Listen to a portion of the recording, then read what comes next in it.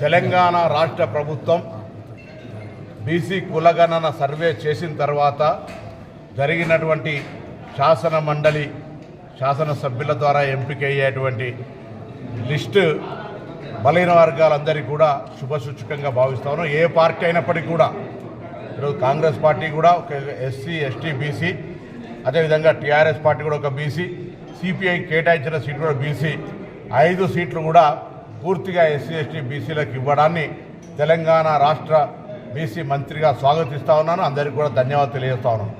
ఇదే ఉత్సాహాన్ని ఇదే ప్రోత్సాహాన్ని తీసుకొని రాబోయే కాలంలో 42% రిజర్వేషన్తో పాటుగా అందరూ ఐక్యంగా ఉండి సామాజిక రాజకీయ ఆర్థిక అంశాల లోపల ఎదగాలని సందర్భంగా కోరుతాను. ఇదే సందర్భంలో గౌరవ ముఖ్యమంత్రి గారికి, ఉప ముఖ్యమంత్రి గారికి, సహచర మంత్రులందరికీ కూడా ధన్యవాదాలు తెలియజేస్తా ఉన్నాం.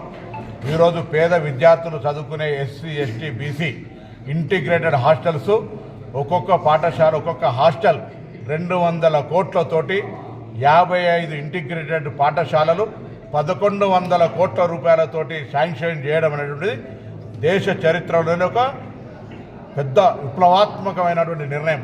దాన్ని కూడా ఒక విద్యార్థి నాయకుడిగా, బలహీన వర్గాల మంత్రిగా హృదయపూర్వకంగా స్వాగతం తెలియజేస్తాను. ఇది కూడా చాలా చారిత్రాత్మకమైనటువంటి ఒక విప్లవాత్మకమైన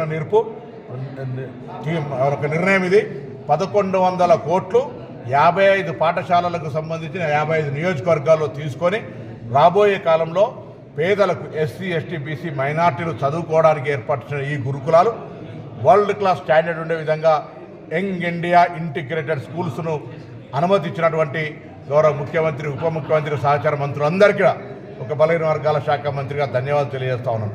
ఈ 2 అంశాలు ఉపయోగించుకొని బలహీన వర్గాలు అటు ఎంఎస్ఎంఈ ఈ పరిశ్రమలు ఏర్పాటు చేసే అంశానికి సంబంధించి కావచ్చు, లేదా బీసీ సప్లాన్ కావచ్చు, భవిష్యత్తులో బీసీలకు సంబంధించి రాజకీయాలకు అతీతంగా అందరూ ఈ యొక్క అంశాన్ని ఎదగడానికి ఉపయోగించుకోవాలని అందరికీ హృదయపూర్వకంగా విజ్ఞప్తి చేస్తూ ఎంపికైనటువంటి 5 శాసన మండలి ఎస్సీ ఎస్టీ బీసీ వర్గాలకు సంబంధించిన వారందరికీ హృదయపూర్వకంగా అభినందనలు. అన్ని పార్టీల నాయకత్వానికి ఈ ఎంపిక బలహీన వర్గాలకు ప్రాధాన్యత ఇచ్చినందుకు ధన్యవాదాలు. ముఖ్యంగా కాంగ్రెస్ పార్టీ మరొకసారి కట్టుబడి ఉంది ఎస్సీ ఎస్టీ బీసీలకు.